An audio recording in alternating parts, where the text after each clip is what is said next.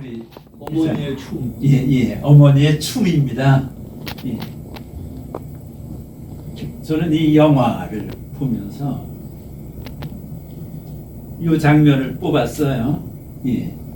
우리 여기 보면은 김우 선생님, 네.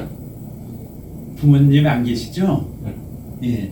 여기 전부 우리 고아인데 유독 우리 유 선생님만 아주 세대 차이가 느껴지네. 축하합니다.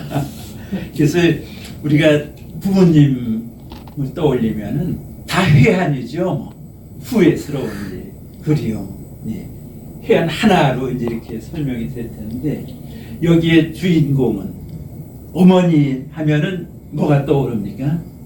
춤이죠. 예. 어머니의 춤이, 예.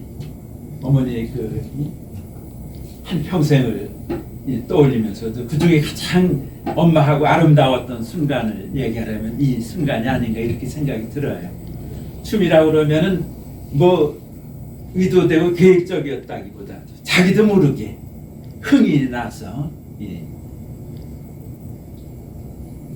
뭐 춤 얘기하면은 우리 한국 사람들은 춤을 어디로 춰요? 어깨 춤이라고 이제 덩실덩실. 예, 예. 이게 날아갈 것 같은, 예, 예. 아주 행복의 순간이라고 할까요? 아프리카 사람들은 뭐 온몸으로, 예, 소울이라고 그러죠. 예, 예.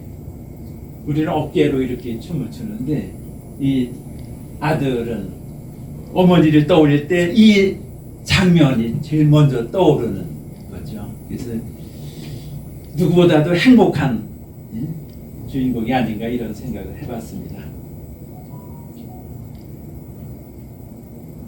이 영화의 감독이 김근섭으로 이렇게 나와 있는데 우리 김근섭을 인터넷 쳐보니까 내용이 없어요. 예, 그래서 우리 이행복 복지사한테 좀 감독에 대한 정보가 있으면 좀 알려줬으면 좋겠다 했는데 오늘 있으면 좀 얘기 좀 하고 싶었는데 좀 예, 그냥 답이 없더라고. 오늘 뭐가 주나 했는데 그래서 그런 피드백을, 예, 좀 개인적으로라도 부탁을 하고 싶어요. 저만이 아니라 우리 선생님들도 다 똑같은 입장이기 때문에 이 어머니의 춤을 검색을 하다 보니까는 제가 아주 새로운 사실을 발견했어요. 2024년도 작년에 정읍 실버 영화제가 있더라고요. 예, 거기 19회야. 거기서 최우수상을 받았어요. 예, 그러니까 노인 영화제로, 예. 이게 저는 서울 노인복지센터 국제노인영화제 이게 처음 효시인가 했는데 2년 앞서서 이 정읍, 예, 실버 영화제가 만들어졌더라고요. 그래서 바로 이 작품이 24년도에 정읍 실버 영화제에서 최우수상 작품이다. 그래서 저도 개인적으로 오늘 이 영화를 선택한 이유가 있겠죠. 예. 지난번에 그 뭐 평가를 위해서 우리가 그 영화를 봤잖아요. 한 번에 뭐 여러 영화를 이렇게 섭렵을 했습니다만은 그때 가장 새 손가락에 꼽았던 영화 중에 하나예요. 저도 그런데 이게 채택 안 돼서 채택이 안 됐죠. 주게 예, 예. 그래서 제가 요번에 뭐 대상 우수상 받은 거는 제 개인적으로는 좀 의아. 예, 예. 오늘 기리의 노숙인의 기리였습니다. 저도 그 영화도 굉장히 좋게 봤어요. 그 영화도 어디선가 또 상 받을 걸로 봤어요. 우리에게 던지는 메시지가 아주 강렬하잖아요. 그리고 5년이라는 기간 동안 그 기록 영화 찍는 게 보통이 아니거든요. 이런 걸 감안할 때 그 노숙인 또 요 영화 그리고 우리 어머니는 달랐다 하는 영화가 있었죠. 그 세 편을 저는 찍었었어요. 요 셋 중에 하나 정도는 그래도 대상 우상 아니까 저 개인적으로. 예, 예. 그리고 그때 저 혼자 생각으로는 제 영화 부족하지만은 넷째로. 왜냐하면 거기는 온 가족이 출연을 했거든. 할아버지부터 할머니, 우리 아들, 딸내미, 사위까지, 손녀 애들까지 온 가족이 동원이 됐으니까 세대 공감이랄까 이런 차원에서 점수를 좀 줄만 하지 않을까. 그래서 4등은 기대를 했었죠. 4등. 뭐 여기 이거는 뻔한 얘기고요. 우선 어머니가 갑작스럽게 119에 실려가고 뭐 인지장애까지 드러났어요. 그래서 아들이 이제 결심을 하죠. 어머니를 모셔야 되겠다. 그래서 마침 회사에서 어떤 갈등도 있고 뭐 그게 어떤 계획이 직접적인 계획은 아니지만 그 영향도 물론 있었을 거예요. 그래도 아들이 어머니를 택하지, 가족보다도 어머니, 이게 저는 굉장히 거의 불가능한 영환이가 가능할지도 모르겠죠. 여기 보면은 두 아들이 나와요. 여기 나오는 아들 이름 기억하십니까? 우리 주인공 정우, 그 다음에 여기 창식이죠. 정우의 아들 창식이. 그 부인이 하는 얘기가 있잖아요.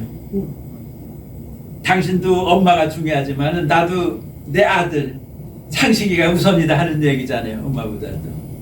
그래서 가족의 개념이 변한 지는 오래됐어요. 핵가족이 된 지 오래지만은 이미 할머니, 할아버지는 가족이 아니에요. 그죠? 그런데 여기서도 더 또 한번 생각해야 될 게 남편도 아니야, 가족이. 오로지 아들이야. 문병을 가가지고 거기 아들 엄마가 먼저 엄마 문병을 갔었잖아요. 그러면 거기서 정우가 이제 회사 퇴근해가지고 와서 그 문 앞에서 만났지만은 그 전에 전화라도 하고 아빠 올 때 기다려서 같이 집에 돌아와야 이게 보통의 가정이죠. 거기서 따로따로, 그죠? 거기서부터도 이 집의 가정이 뭐 부부간에 뭐 그렇게 순조로운 가정은 아니다 하는 건 알 수 있습니다만은 어쨌든 부인 아들을 선을 긋고 엄마를 택하는데 지들이 이게 가능할 것 같아. 현실적으로 우리 윤 선생님 하실 것 같아.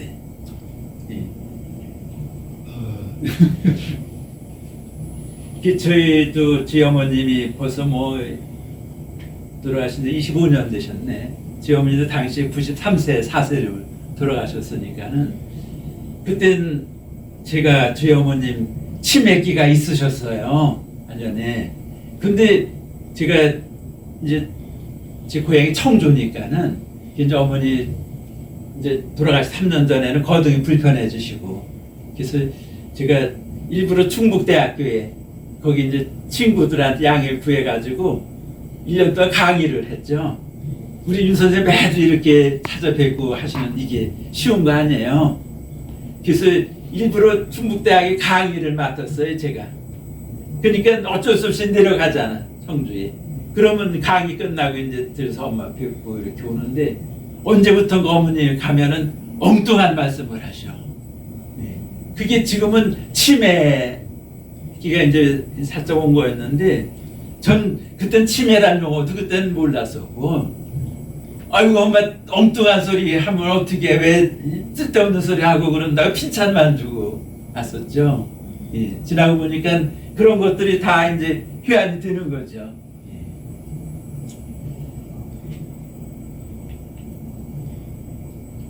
아들이 엄마하고 이제 고향에 내려가자 그러는데 엄마의 해맑은 표정. 이것도 치매기가 있어서 그러셨을까요? 보통의 엄마라고 그러면은 나보다는 아들 생각, 손주 생각 먼저 할 것 같은데 애들은 어떡하고 나 혼자 가만 했을 것 같은데 모르겠어요 이게. 어쨌든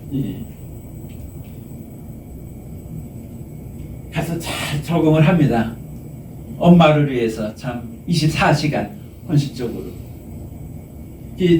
제 가정 얘기를 해서 그렇지만은 저희는 큰형님이 그때 이미 정년을 하시고 했었으니까는 큰형님이 3년을 참 어머니 지성으로 모셨죠.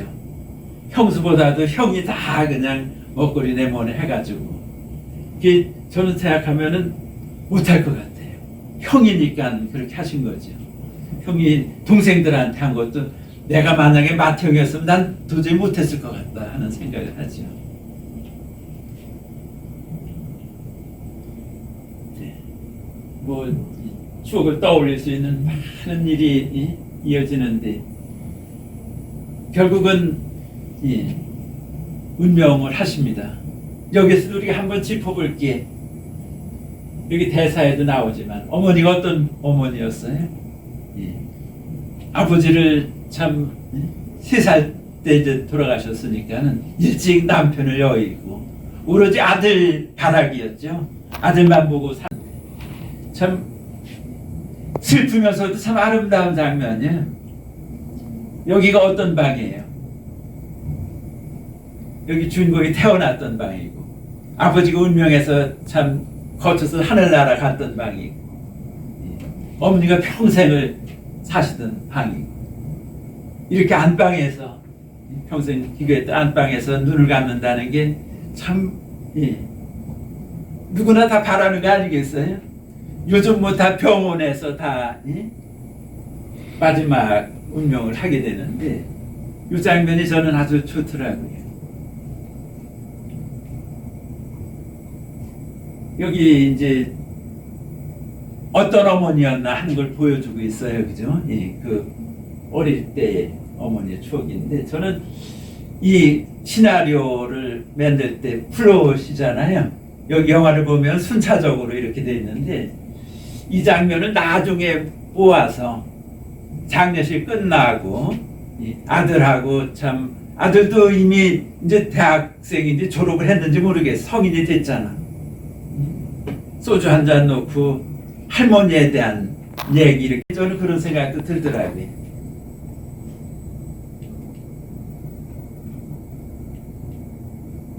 왜 또 안 나가나?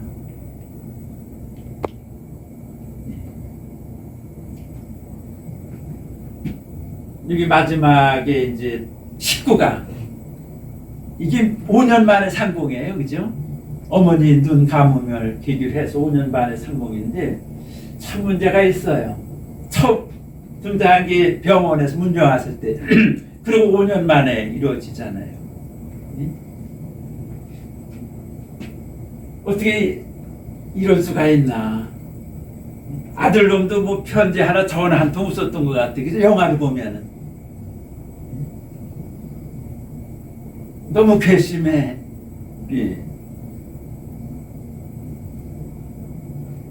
이 정우가 신문사에서도 참 정론을 부르짖고 양심 정의 올바르게 사는 친구인데 얼마나 외로워요. 옳게 산다는 게. 근데 가정에서도 참 환영을 못 받았다고 그럴까? 가정에서라도 따뜻하게 좀 품어줄 수 있는 이런 거처가 돼야 되는데 참 엄마한테 최선을 다하면서도 한쪽은 굉장히 외롭지 않았을까. 그래서 지금 이렇게 해서 회사도 이제 다시 명예롭게 복직을 하고 앞으로 행복한 그런 웃음이 피는 그런 가정이 되길 바라면서 여기서 줄이겠습니다. 우선 이 스타디라고 그러면은 제가 보는 견해가 어떤 한 측면에서요, 그죠? 보는 관점이 다 다르니까. 그래서 이 스타디의 의미는 관점이 다르니까. 여러 선생님들께서 보신 관점이라든가 이렇게 좀 말씀해 주시면은 저한테 이걸 종합적 보편화 하는데 굉장히 도움이 되는 거죠. 그래서 한번 의견을 말씀해 주셨으면은 우리 방수자 선생님 너무 편하게 앉아 계신데 한번 좀 의견 좀 교환해 주시죠. 아주 이번 영화를 너무 잘 해설을 하셔서 제가 지금 드릴 말씀이 없네요. 예, 우리 윤 선생님.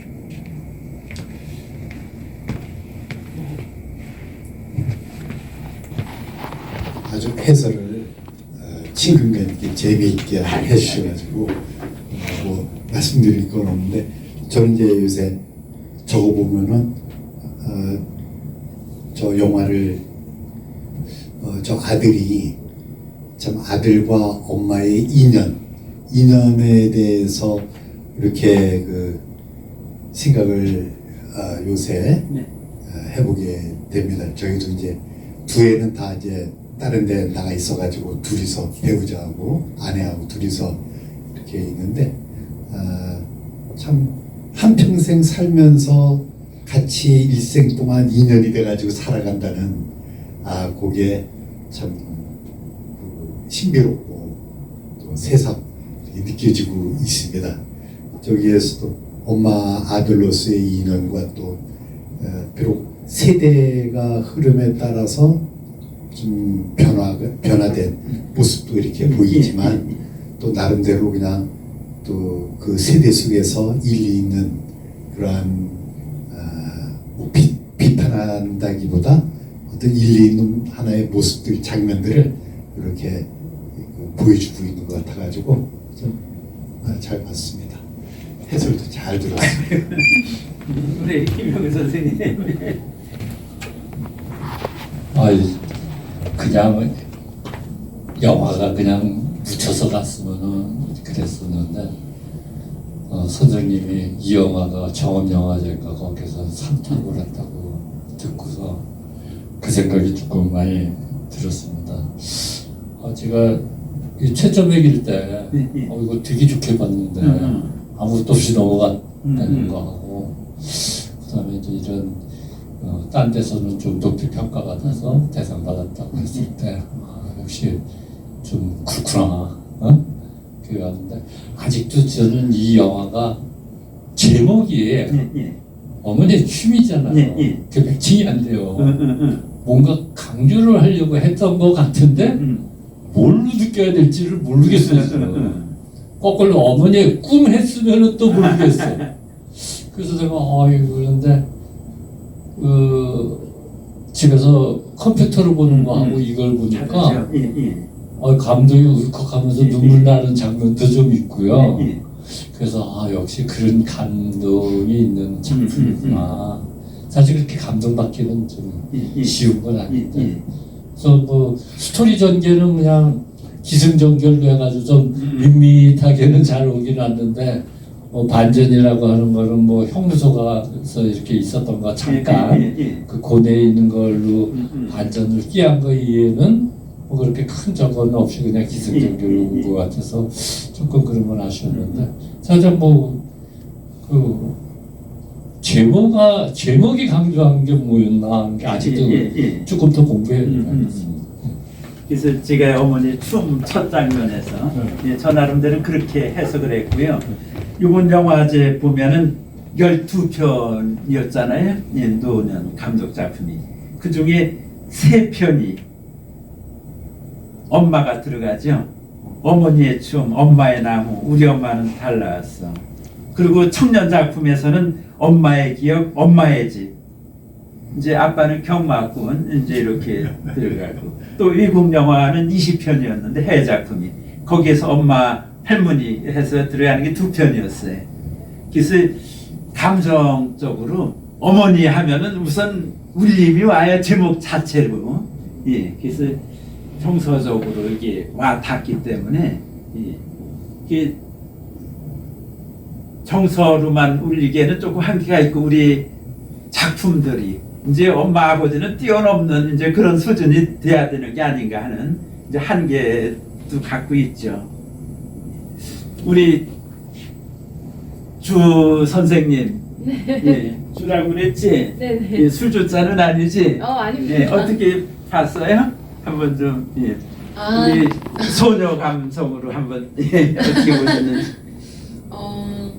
저도 제 살기가 바빠서 사실 뭔가 효도에 대한 생각을 잘 안 하고 살았는데 또 제 세대는 좀 그런 것 같아요. 도움을 받는 게 좀 당연한 세대?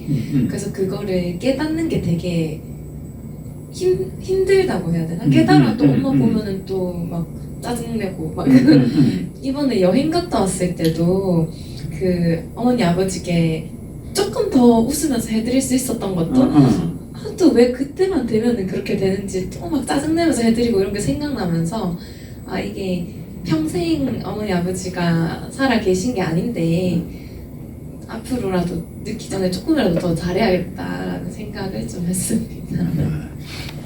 여기 우리 며느리감으로 제가 붙여놨게요. 여기 우리 창석이 어떻게 생각해? 이런 남편 걸리면 안 돼, 그지? 예. 엄마 아빠를 모르는데 아빠를 5년 동안 팽개치고 잘 된다 모르겠어. 예.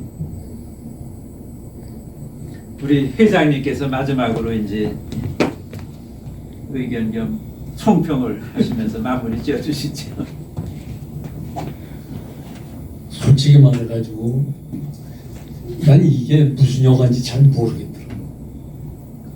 그리고 어떻게 보면은 사진 앨범 중에서 몇 가지 커트를 뽑아서 그냥 배열해 놓은 거고 조금 비약. 거기에 관련돼 있는 이 얘기를 그냥 삽입시켜 놓은 그런 일종의 서사 같은 걸로 그런 생각이 드는데 과연 감독이 관객에게 뭘 보여주고 싶었을까?